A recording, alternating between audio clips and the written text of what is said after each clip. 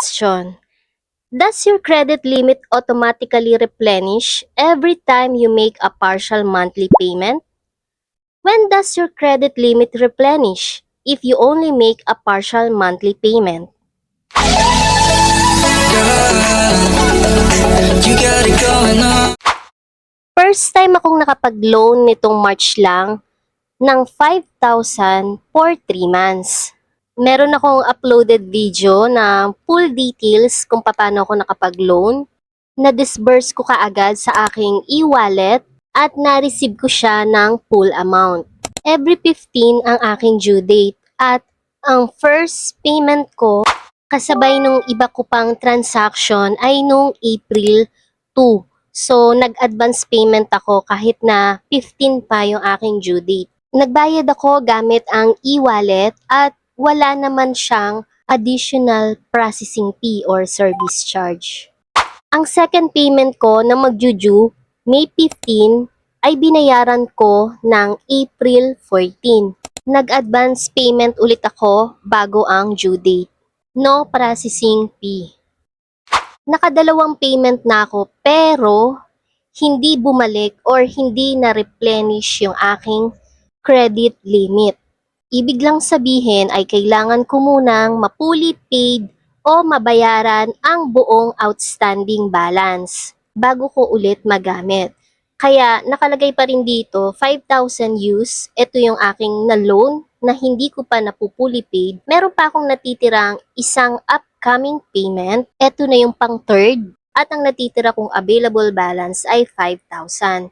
Pwede ko pa rin namang magamit itong natitira kong balance. So, kung meron kayong natitira pang balance, yun lang yung pwede nyong magamit. Except lang doon sa hindi pa napupuli paid.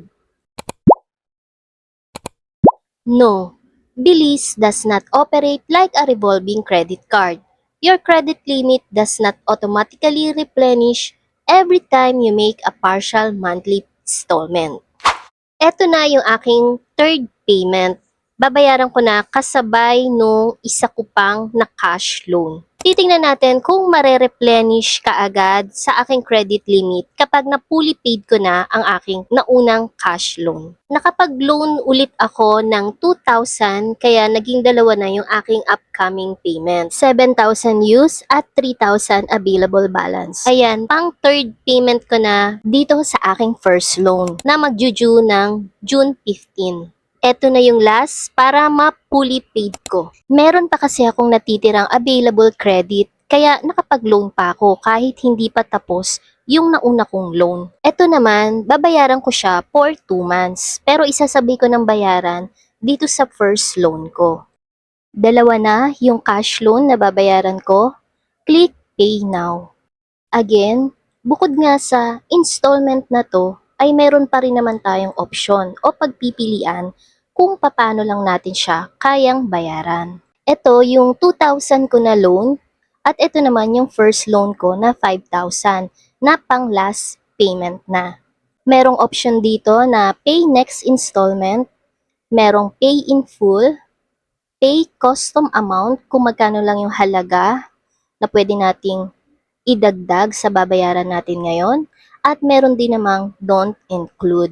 Pero syempre kapag binago natin, meron siyang interest rate na maa-apply ulit. Yung mga nauna kong payment, ganito din naman yung mga option niya. Due in 1 day na lang ito. Napagdesisyonan kong bayaran na sila parehas. Click Pay Now. Pay with QRPH tayo para walang additional processing fee. Screenshot nyo lang to or i-download. Dito naman, pwede kayong mamili ng other payment method. I-screenshot ko lang to. And then, exit muna tayo dito sa ating Bilis app at mag-open tayo ng ating GCash account. Wala kasing additional processing fee kapag QRPH ang ginamit natin kumpara sa ililink lang natin sa ating mga GCash account. Click QR. Click Upload QR, and then select lang natin yung ating dinownload or in-screenshot. Click Pay. Ito yung aking successful payment details dated June 14, 2026. Ito yung aking transaction details June 14.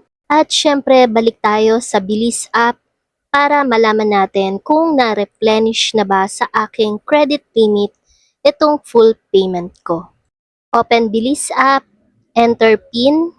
Ayan, kung kanina ang aking available balance ay 3,000, ngayon naging 8,000 na. 2,000 yung use, ito nga yung aking second cash loan. At dahil nga nakapagbayad na ako ng aking pang third payment, kaya nag-increase na rin ang aking available balance. Kailangan lang talaga na mabayaran ang buong outstanding balance bago ma-replenish sa ating credit limit. Nakita rin dito na mabilis lang ma-replenish sa ating credit yung ating mga ibinabayad. Basta lahat ng mga close transaction ay babalik kaagad o mare-replenish kaagad sa ating credit limit.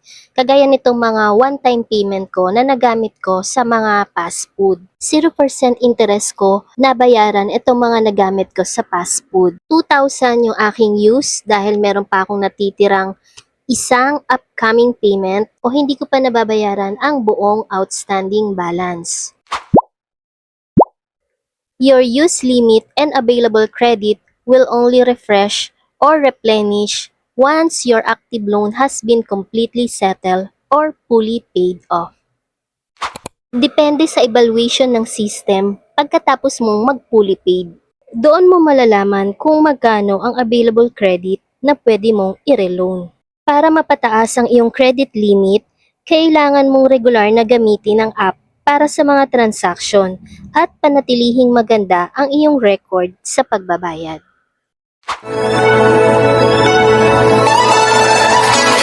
Down Cali, driving round with my baby. Top drops and raindrops, motion got me all faded. My heart got me going all crazy.